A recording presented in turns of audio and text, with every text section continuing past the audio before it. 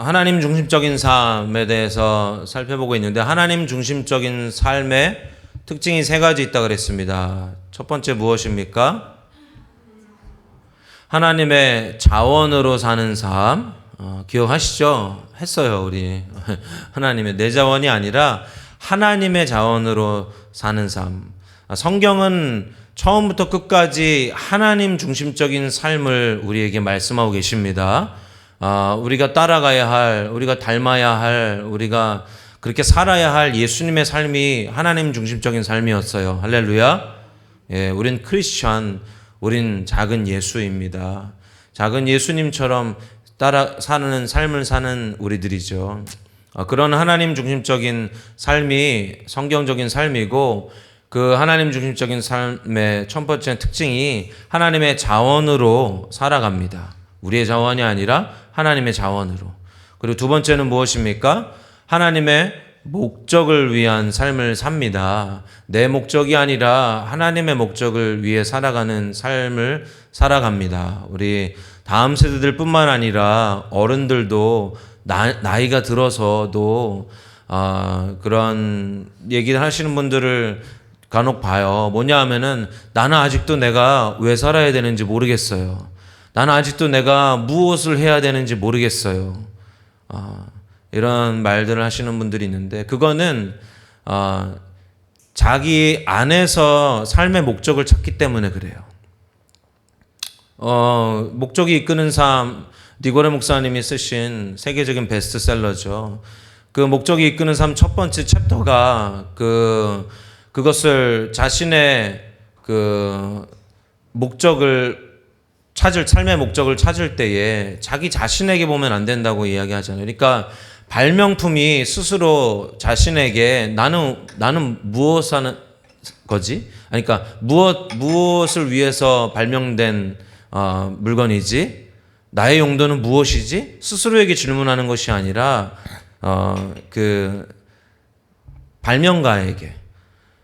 그러니까 우리를 창조하신 하나님께 나의 목적을 물어봐야지, 하나님의 목적이 무엇인지 물어봐야지, 나 자신이 좋아하는 게 무엇일까? 우리 다음 세대들 특히 그래요. 이따가도 나누겠지만 이번에 우리 다음 세대들 그 수련회, 그러니까 여름 수련회를 외부로 가기로 했습니다. 그런데 저게 뭐예요? 주제가 진로예요, 진로. 하나님이 나에게 원하시는 직업, 하나님이 나에게 원하시는 그 삶의 방향이 무엇인지 이렇게 묻는 그런 시간들을 가지려고 합니다. 우리는 하나님의 목적을 위해 사는 삶을 살아야 돼요. 그 목적을 성취하는데 우리를 부르셨어요, 동역자로. 그래서 나의 목적이 아니라, 그러니까 아까 예배하는데 너무 제가 혼란스럽더라고요. 우리 성도분들이 저를 포함해서 삶을, 특별히 수요 예배는 더 그래요. 삶을, 오늘 하루를 살아갈 때에 나의 목적을 위해서 삶을 열심히 살다가 이제 예배 때 와서는 하나님의 목적을 위한 삶을 들을 때 과연 그것이 어떻게 그들에게 하나님의 말씀으로 권위를 갖고 그런 삶을 살까? 정말 사람이 말해서는 깨달을 수 없고 성령의 능력으로만 깨달을 수 있음을 하나님께 이렇게 절박하게 구했어요. 그러니까 교회를 다녀도 여전히 나의 목적을 위해서 교회를 다니는, 그리고 그 교회를 다닐 때에 나의 목적이 그 교회 안에서 성취되어지지 않으면 또 다시 교회를 옮겨가고 다른 교회를 찾아다니고.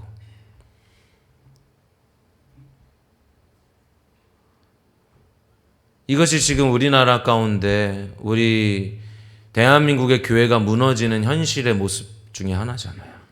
그래서 가나안 성도, 안나가 성도, 안나가를 거꾸로 한 게 가나안이잖아요. 인터넷으로 보는 것을 예배로, 또 메뚜기 성도, 메뚜기 신앙으로 때로 여기저기 몰려다니며 거기에서 갉아먹은 게 끝나면 또 다른 교회 옮겨가고, 그러니 인격도 성장하지 않고 교회 안에서 문제만 일으키고 당파만 짓고, 그것이 신앙생활 하면서도 철저하게 자기 목적을 위해서 신앙생활 하기 때문에 그래요. 그러니까 교회를 오랫동안 수십 년 다녔어도 그 교회 안에서 하나님의 목적을 이루는데 동역자로 서본 적이 한 번도 없어. 왜 없습니까? 제가 어떤 것을 할 때에 그것에 그 물질로 헌금했는데요. 그건 누구나 할 수 있어요. 그러나 정말 하나님의 행하시는 일들 가운데 그것을 열망하고 그 행하심을 보길 열망하고 그 자리에 내가 동참하여 하나님의 행하심을 따라가고 그로 인하여 하나님의 놀라운 열매들을 맺는 그런 삶이 신나는 신앙이에요. 근데 그런 삶을 살지 않으니까 신앙생활이 재미가 없어. 그러니까 뭐해? 신앙생활 하면서 다른 취미 열심히 찾는 거야.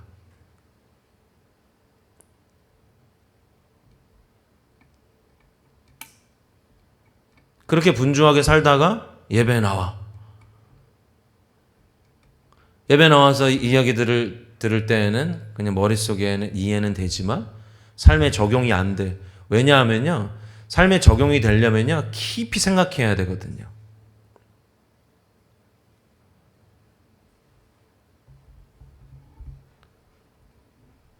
근데 이 깊이 생각하는, 하나님 앞에서 깊이 고민하고 하나님 앞에 그 목적을 향하여 깊이 이렇게 나아가는 그 시간이 없으니까, 그런 적용점이 없으니까 계속 지식은 축적돼. 그래서 머리는 자라, 지식은 자라나. 그래서 나누라고 할 때에 그걸 줄줄줄 나누긴 해. 그런데 정말 그 삶 가운데 열매들은 나타나지 않는. 이것이 정확하게 자신의 자원으로 살아가고 자신의 힘으로 살아가고, 두 번째는 자신의 목적으로 살아가기 때문에 그래요. 그리고 마지막 세 번째는 하나님의 방법대로 사는 것입니다. 오늘은 그 하나님의 방법대로 사는 삶에 대해서 나누기 원합니다. 여러분 혹시 이케아라는 브랜드의 가구 아시나요? 그 이케아라는 가구를 조립해 본 적이 있으십니까? 이 가구는 아주 상세한 설명서가 있어요. 그런데 저는 이 가구를 배송받으면요, 설명서를 보지 않고 일단 시작합니다. 제일 먼저 버리는 게 설명서예요. 그러면서 마음속으로 그러죠. 이 정도쯤이야. 내가 눈대중으로 하면 되지 하고 시작해요. 그리고 다 조립했다 하고선 딱 보면 어떻게 해요? 바닥에 나사 2개가 남아있어요. 그리고 서랍은 반대로 달려있죠. 결국 어떻게 해요? 다시 뜯어서 다시 처음부터 조립합니다. 다시 처음부터 조립하면서 어떻게 해요? 찢어지고 부서지고 기스나고 어그러져요. 참고로 이케아 가구는 모든 부품이 있어야 조립되는 가구로 유명해요. 이게 우리 신앙생활의 모습이진 않습니까?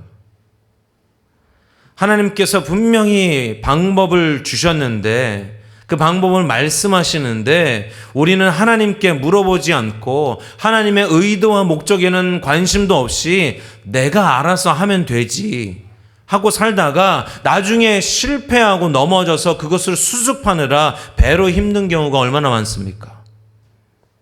하나님께 묻지 않아서, 하나님의 방법대로 살아가지 않아서. 오늘 말씀의 주제가 이것입니다. 하나님 중심적인 삶의 마지막 특징인 바로 하나님의 방법대로 사는 삶입니다. 성경은 우리 신앙의 가장 본질적인 한 부분으로서 하나님의 모든 길을 따라 행하라고 명령하셨습니다. 하나님의 모든 길을 따라 행하라고 하나님이 명령하셨습니다. 그리고 이 부분에서 가장 완벽한 모범을 보여주신 분이 바로 예수님이십니다. 요한복음 5장 19절 우리 다 같이 한번 읽어보실까요?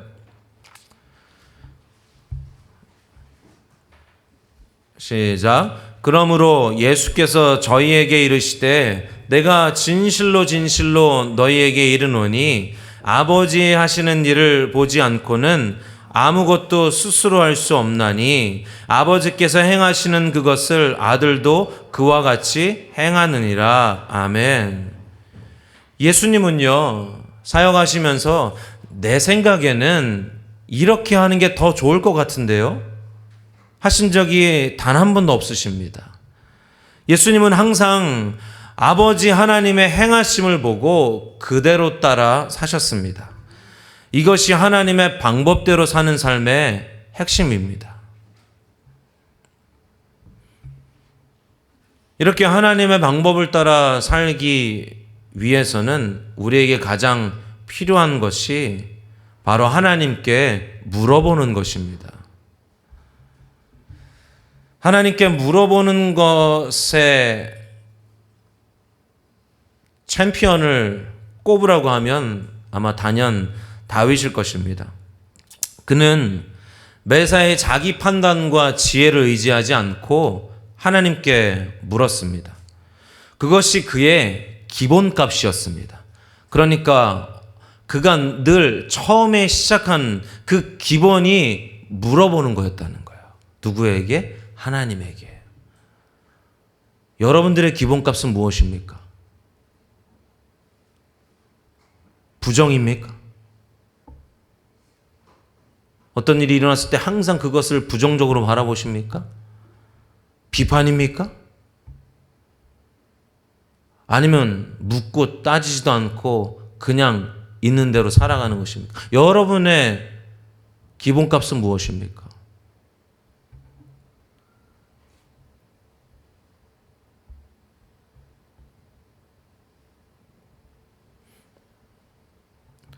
혼내는 게 아니고 물어보는 거예요. 생각해 보시라고. 나는 어떤 일이 있을 때 그것을 바라보며 그것을 대하며 기본적으로 나에게 나오는 태도가 무엇인지 기본값을 여러분 생각해 보시라고. 물론 다윗도 우리와 같이 완벽한 사람은 아니었습니다. 아시다시피 나중에 밧세바 사건도 있고요. 인구조사 문제도 있었지요. 그러나 그의 삶의 패턴은 분명했습니다. 중요하건 사소하건 어떤 결정 앞에서도 그는 늘 하나님께 물어보았다라는 것입니다. 그는 최악의 순간에서도 그리고 너무도 당연한 상황에서도 하나님께 물어보는 사람이었습니다. 사무엘상 30장에 드라마 같은 장면이 나오는데요. 다윗이 블레셋과 연합해서 사울을 치러 나가기로 했습니다. 그런데 블레셋 몇몇의 족장들이 다윗을 받아들이지 않자 쫓겨납니다. 그들을 쫓아내요. 블레셋이 이 다윗 무리들을. 기분이 별로죠. 그런데 자기 근거지에 다와갔을 때 그것이 시글락이라는 곳이었는데 시글락 근거지에 다와갔을 때 저기서 연기가 모락모락 피어나요. 더 가까이 가보니까 불타고 있어요. 아말렉 사람들이 싹 썰어가고 불까지 질러놓은 거예요. 거기에 그 군대 남자들을 뺀 나머지 부인들과 아내들까지 모두 다 잡아갔습니다. 부하들이 통곡합니다. 통곡하고 그 슬픔이 넘어서서 이제 어떻게 해요? 분노로 바뀌었어요. 그래서 주변에 있던 돌을 들어서 누구에게 던지려고 해요?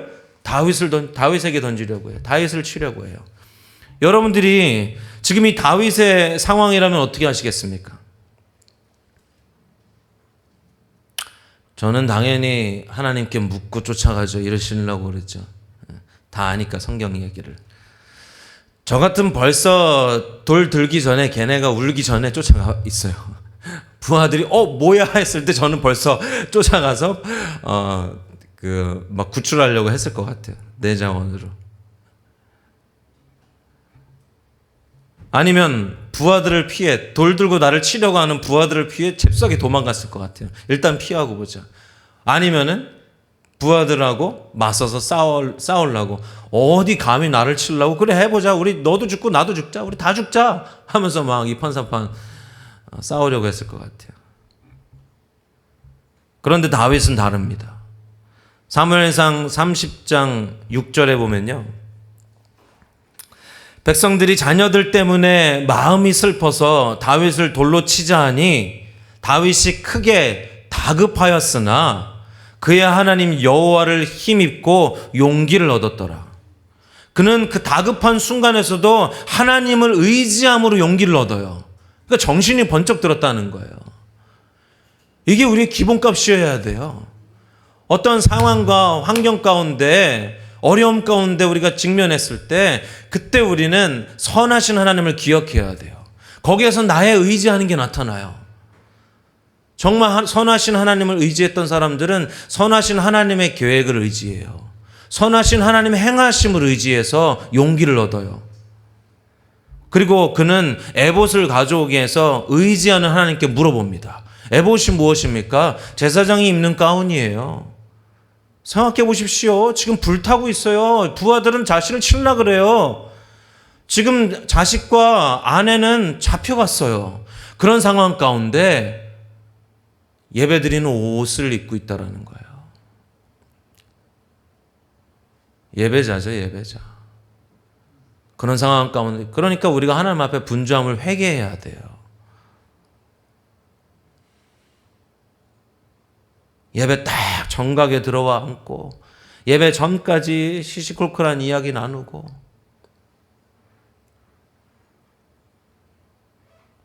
우리가 이런 자세와 태도로 어떻게 하나님 앞에 주님의 마음이 있는 곳을 어떻게 찬양할 수 있겠어요? 미리 나와 하나님 앞에 잠잠히 그분의 임재를 사모하고 하나님이 나에게 말씀하실 것에 대해서 기대하고 신뢰하며 그분 앞에 서야지. 우리가 이런 자세와 태도를 갖길 예수님으로 축복합니다. 에봇을 입으십시오. 8절은 이렇게 얘기합니다. 다윗이 여호와께 묻자와 이르되 내가 이 군대를 추격하면 따라잡겠나이까? 하니 여호와께서 그에게 대답하시되 그를 쫓아가라. 네가 반드시 따라잡고 도로 찾으리라. 결과가 어떻게 됐습니까?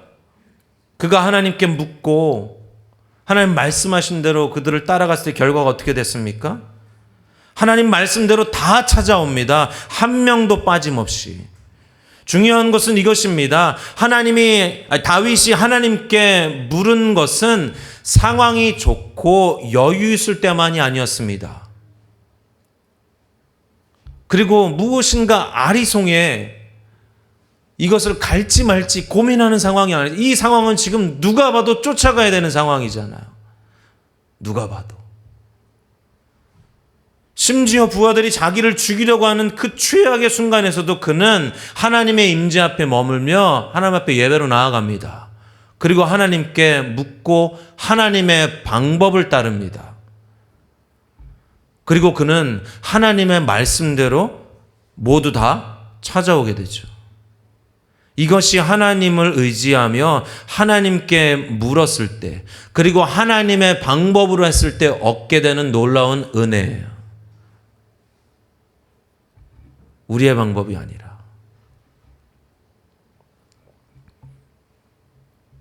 이것이 다윗이 하나님의 마음에 합한 자라는 별명을 얻은 이유입니다.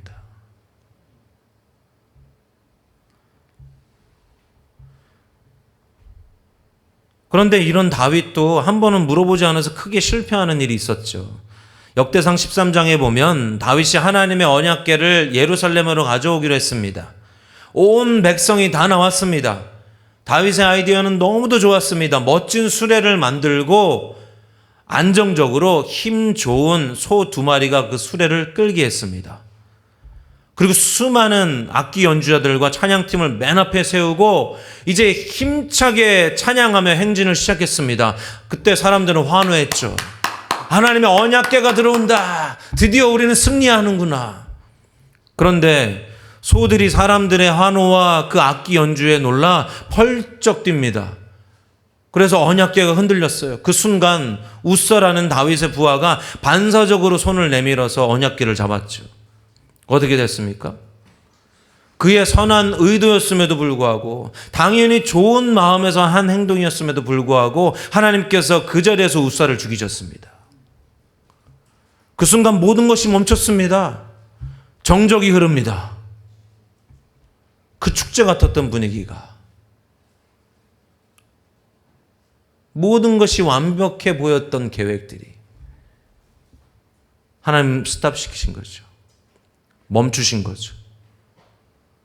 그러니까 우리가 삶을 살아갈 때에 우리 이렇게 실수할 수 있잖아요.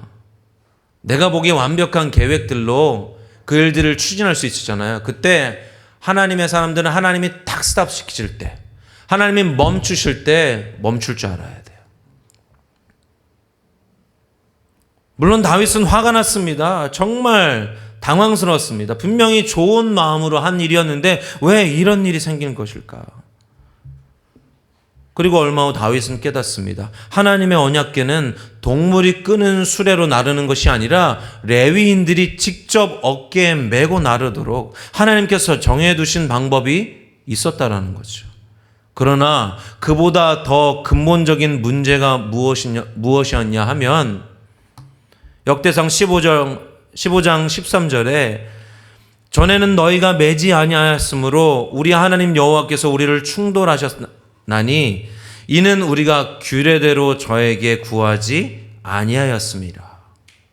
우리가 규례대로 구하지 아니하였습니다. 즉 하나님께 묻지 않았다라는 것입니다. 좋은 의도로 좋은 마음으로 열정적으로 했습니다.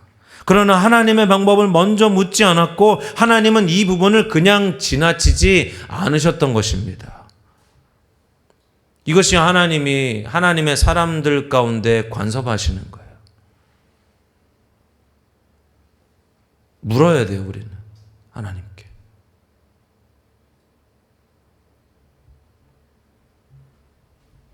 이것이 오늘 말씀이 우리에게 주는 무거운 경고입니다.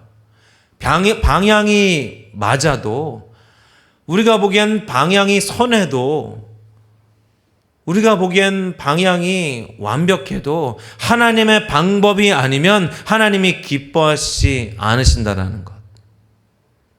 어떤 하나님의 일들을 하는 것이 교회 안에서도 이렇게 좋은 게 좋은 거라는 어떤 모습들로, 선한 모습들로 보는 것이 아니고요.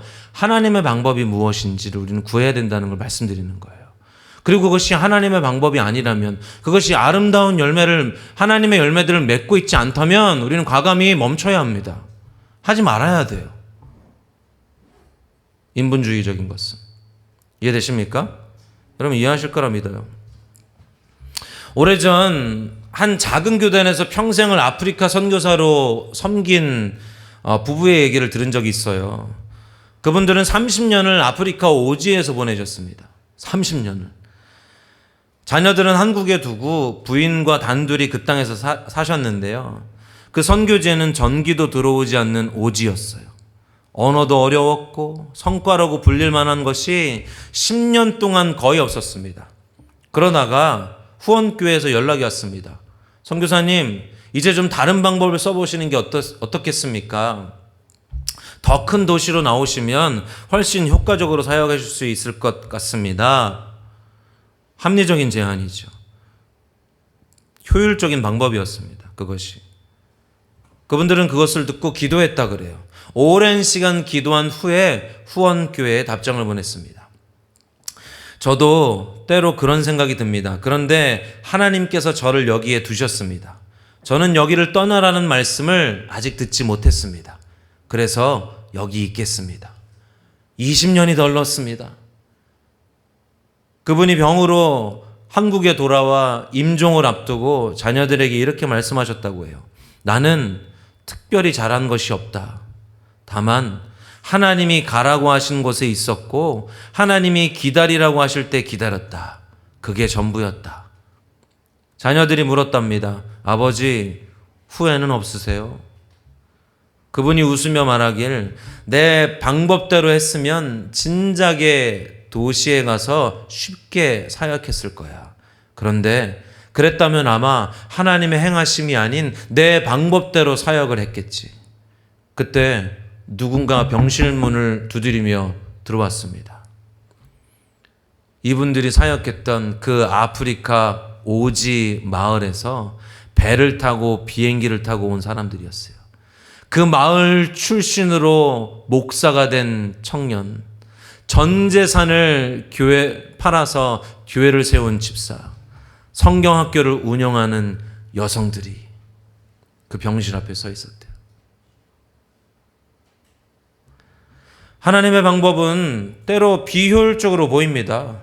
때로는 느려 보이기도 합니다. 때로 우리의 상식과 반대처럼 보이기도 합니다. 그러나 하나님의 방법에는 우리가 상상하지 못할 열매들이 있습니다. 우리의 사역에서도 마찬가지입니다. 하나님 중심적인 사역의 세 가지 원칙이 있는데요. 첫째는 사역의 주체는 하나님이시라는 것입니다. 성경이 말하는 사역은 우리가 하나님을 위해 무언가를 기획하고 열심히 수고하는 것이 아닙니다. 그러니까 성경이 말하는 사역은요, 우리가 무엇인가를 기획해 놓고 우리가 스스로 무엇인가를 기획해 놓고 그것을 위해서 열심히 수고하는 것이 아니에요. 우리는 사역 계획을 먼저 세우고 하나님의 행하심을 기다리는 것이 아니라 하나님의 목적이 무엇인지, 하나님의 행하심이 무엇인지 먼저 물어봐야 합니다. 띄워주셨나요?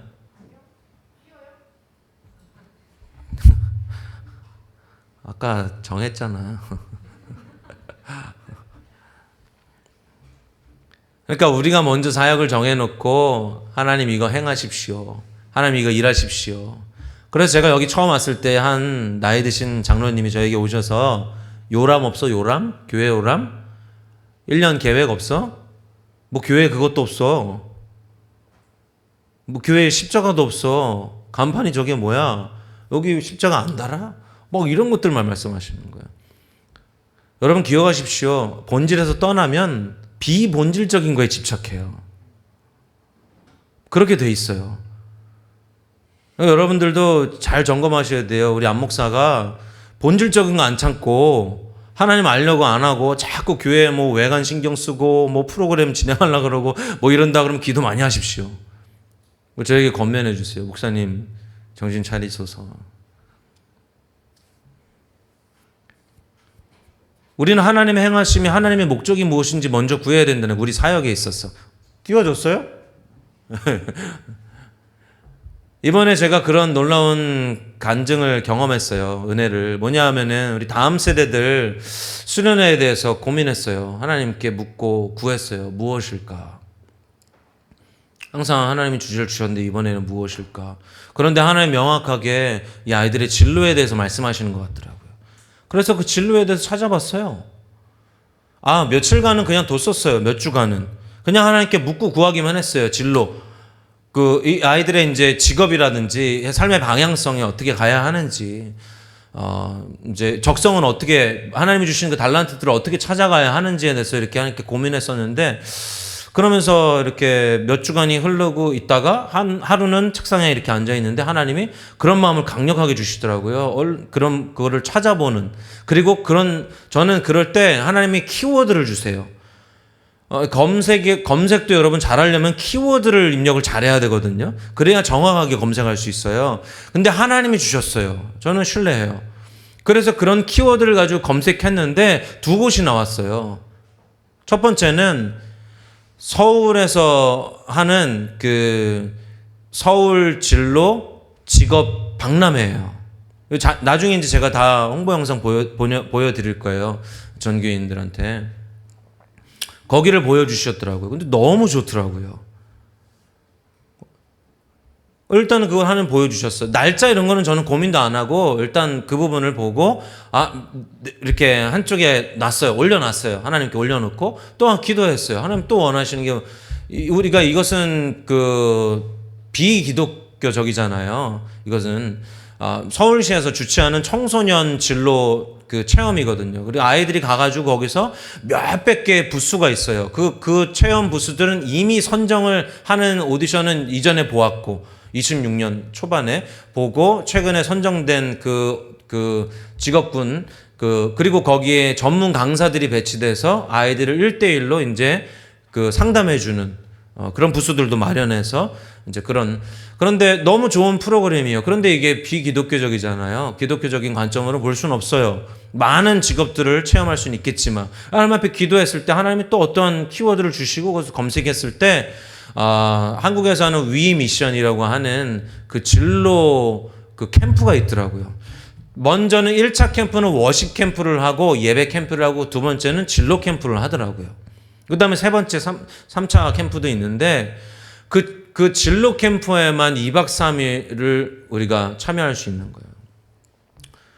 근데 그 강사들이 다 기독교 가치관 안에 또 그분들이 간증도 하고 또 나중에 우리 아이들이 그 있는 강사분들의 그 강의를 선택해서 들을 수도 있고 저는 그런 캠프를 처음 봤어요. 오랫동안 제가 뭐 다음 세대 사역을 했다면 했는데 그때 처음 보게 됐어요. 본 적 있어요, 우리?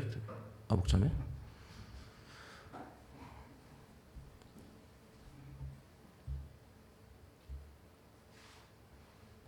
그러니까 하나님이 목적하신 것에 하나님의 자원으로 하나님의 방법으로 그 자리에 서요. 그리고 우리 기도해 주셔야 돼요. 우리 다음 세대들 이번에 가서 특별히 중등부만 가거든요. 중등부들 가서 거기서 하나님 만나고 또 여러 가지 직업들을 보고 그 하나님이 이끄시는 곳이 예체능부터 여러 가지 그 직업군이 나오거든요. 성경적인 사역은 하나님께서 자신의 계획을 우리를 통해 이루시는 거예요. 하나님이 이루고자 하시는 것을 우리를 통해 이루시는 거예요. 우리는 기획자가 아니라 하나님의 목적에 동참하는 동역자가 되어야 합니다. 두 번째는 우리 사역은 하나님의 자원으로만 가능하다는 거예요. 하나님께서 이스라엘을 애굽에서 건져내실 때를 생각해 보십시오. 그때 모세의 능력으로 행하신 것이 아닙니다. 그 모든 것은 오직 하나님의 자원으로만 가능했죠. 우리의 능력, 우리의 재정, 우리의 인맥이 사역의 근거가 되는 순간 우리는 자기 자원을 의지하게 되는 것입니다. 여러분들. 하나님의 일들이라 하더라도. 세 번째는 우리의 사역은 전적으로 하나님의 방법으로만 가능하다는 것입니다. 하나님은 모세에게 출애굽 명령을 하달하시고 이제 모세에게 자, 명령 받았지? 이스라엘 백성들을 데려 나올 거야 내가. 이제 출애굽 시킬 거야. 이에 대해서 네가 계획 짜와. 해가지고 어떻게 이끌 건지 해가지고 나한테 가져와 봐. 이렇게 하지 않으셨죠.